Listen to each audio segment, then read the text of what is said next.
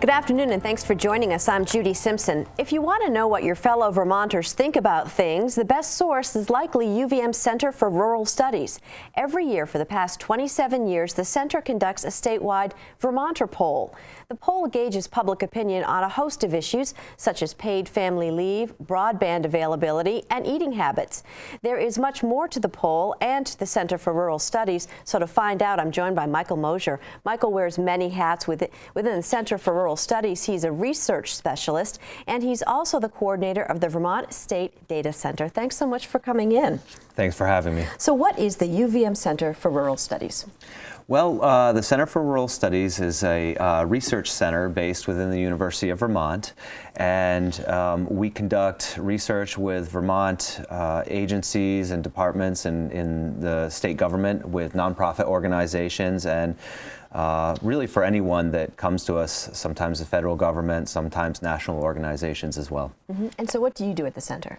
I do some of those, I work on some of those research projects, and I also coordinate something called the Vermont State Data Center. Mm-hmm. So what should Vermonters know about the data center and why? Well, so the Vermont State Data Center is part of it's a federal cooperative program with the U.S. Census Bureau. And I essentially am a liaison between the Census Bureau and Vermont data users and producers. Mm-hmm. And so in that role, I facilitate Vermont data going up to the federal government, data collection processes. And I also do a lot of education and outreach here in Vermont to make sure that Vermonters can use those census data products as much as possible. Mm-hmm.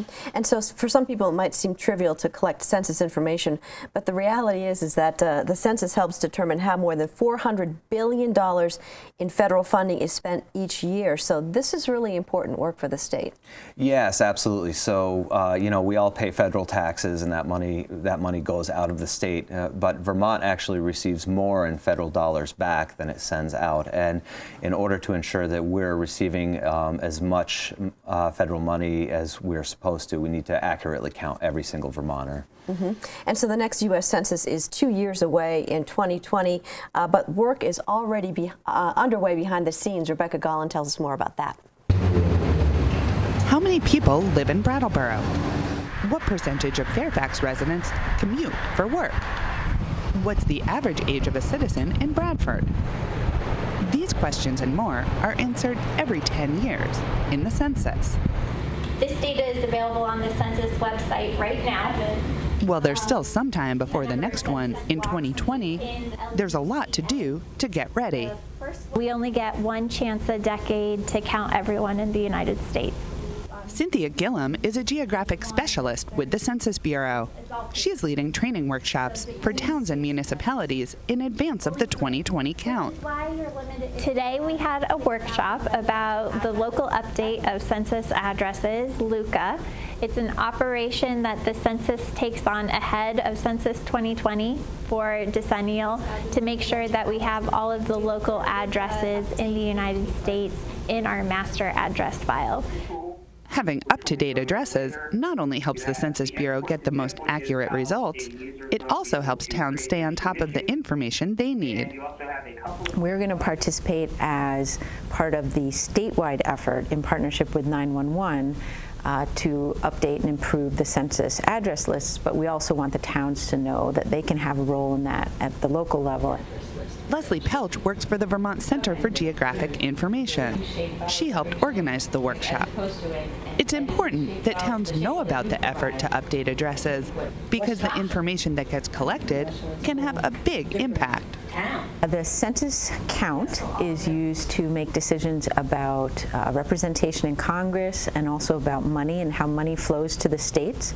So we want to make sure that Vermont communities get all the money from federal sources that is due to them and that we're represented appropriately. And it's not just the federal money that's at stake. Many state-level decisions are based on the census information as well. So within the state, it's used to do redistricting, and so it's really important for each town's count to be accurate so that as redistricting is looked at, we're using accurate numbers to decide how many representatives a community should have or how many communities should be grouped together to have representation at the state legislature.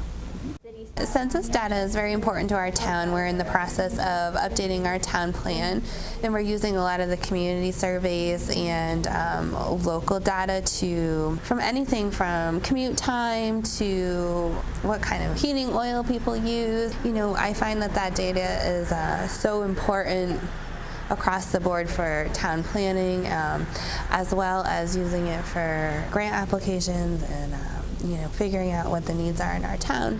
Amber Soto is the zoning administrator and 911 coordinator for the town of Fairfax. The updated address list, and eventually the census data that will come, helps the town understand the needs of its residents. Right now, something that's big in Fairfax is pedestrian mobility and connectivity, and figuring out who's bike riding, who's busing, what type of recreation facilities that they're needing. These are the different address counts that we have according Soto is anticipating that updating addresses in Fairfax will be straightforward, and the benefits are clear. I think that it's a benefit to the town as far as grants and money coming in and where we're investing our resources, how many people actually live in our village center versus outskirts, and making sure we're capturing all the farm properties and just making sure that we have accurate data for our town. And I just think it's our duty to make sure that we're helping make that right. New for the 2020 census, people will be able to respond to the questions online. The Census Bureau will be sending out postcards with a unique identifier to log into the questionnaire. They will also be sending out paper versions. In Montpelier, I'm Rebecca Gollin with Across the Fence. More information can be found on the Census website. That address is census.gov. Then search for Vermont. Back here in the studio, I'm with Michael Moser of the Vermont Center for Rural Studies. As we've said, the 2020 census is still 2 years away now, but why is it important to start working right now on this? Well, so the Census Bureau, or the decennial census, is actually one of our largest government operations undertaken by the federal government in any one distinct period of time. And so we're talking about sending folks out into communities across the country to knock on doors and collect this information. So we're talking about thousands of people gearing up over a period of years. There's a very thorough testing process that occurs to ensure that the data are being collected in using the best practices and the best methods possible. So the decennial census doesn't just happen in 2020. It actually, takes 5 to 7 years to scale up and be ready and prepared so that when they are collecting the data, that it's as smooth a process as possible. What are some of the other ways that you've seen census data used? Sure. Some of the other interviews mentioned some of the other uses. We see it used by businesses to do market research to understand where they might want to place a business, sell their goods and services, or perhaps look for employees that have certain population characteristics that they are requiring.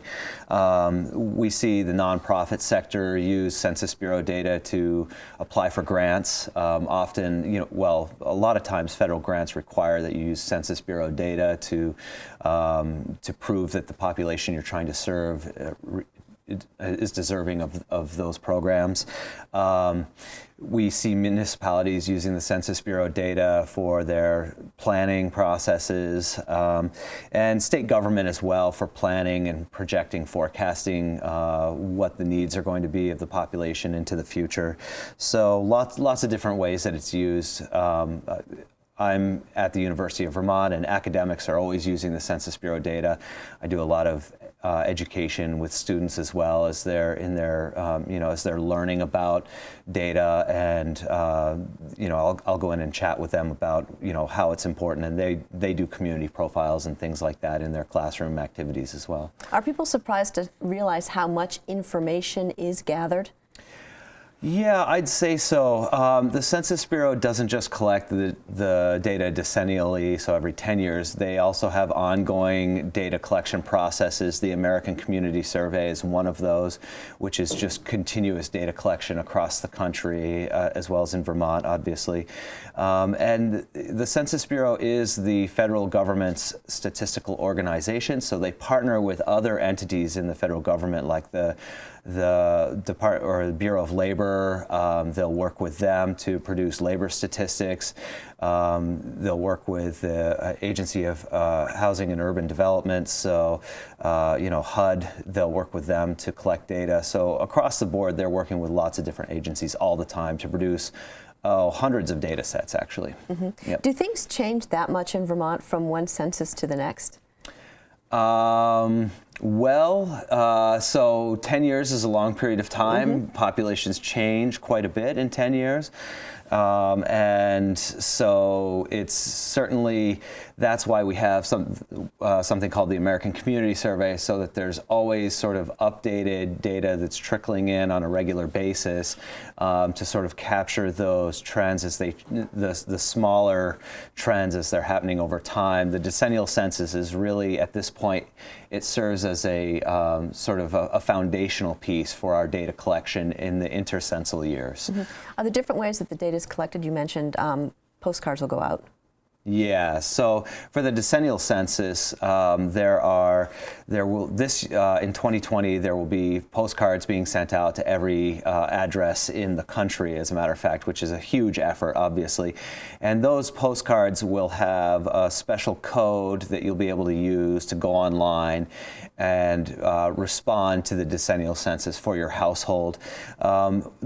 It's really important, obviously, to provide this data and to be counted accurately. And this is a really easy way for folks to do that right up front. It's more efficient, more cost effective for the Census Bureau to do that. And if you just think that you can get away with tossing that in the trash and not having to think about data collection about your household, you'll then eventually be visited by someone with the clipboard and the name tag from the Census Bureau who will come and knock on your door, and they're going to do everything they can to collect as accurate a data set as possible from all citizens in the U.S. And so I mentioned at the beginning of the program that you're also the driving force behind the annual Vermonter poll. Talk a little bit about the history of that and the significance of this poll. Sure. So the Center for Rural Studies collects data for Vermont-centric data for a variety of organizations and entities in the state of Vermont. So the Census Bureau data is one big piece of that work that we do with collecting and curating Vermont-centric data. Excuse me. The Vermonter poll is a statewide public opinion survey that we conduct every year. We've been doing it since about 1997. Mm-hmm. So it's also longitudinal, which is nice. We can compare data sets over time as well.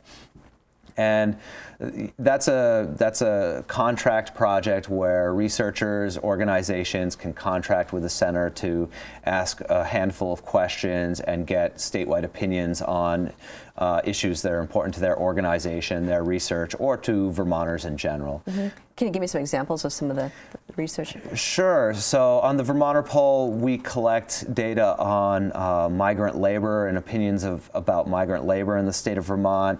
We collect data on Vermonters' opinions of trapping in the state of Vermont. That one has been an interesting one of recent research that we've done.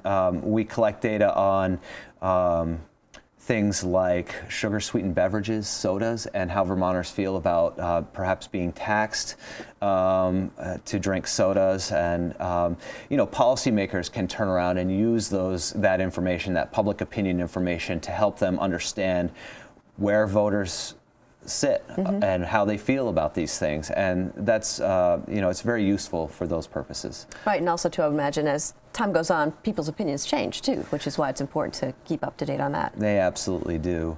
Another data set that we've been working on recently, which is not part of the Vermonter poll, it's a standalone, but it's called the Vermont Happiness and Well-Being Study that we've been working on. It's a component of an effort that's sort of under the moniker Gross National Happiness USA. And that happiness and well-being study really seeks to collect data from Vermonters in a more holistic fashion regarding their overall well-being within a series of domains and several metrics. And so that's been very useful for us to understand overall well-being as it relates to census data indicators of poverty and median income, and so we can compare and contrast some of those indicators. If people want more information or want to look at previous Vermonter polls, what can they do? Well, they can always come to our website, uvm.edu/CRS, or if you just Google Center for Rural Studies, I think we're the only one out there that's named like that. So, yeah. All right. Well, I want to thank you for joining us today. Thank you very much for having us. That's our Thanks. program for today. I'm Judy Simpson. We'll see you again next time on Across the Fence.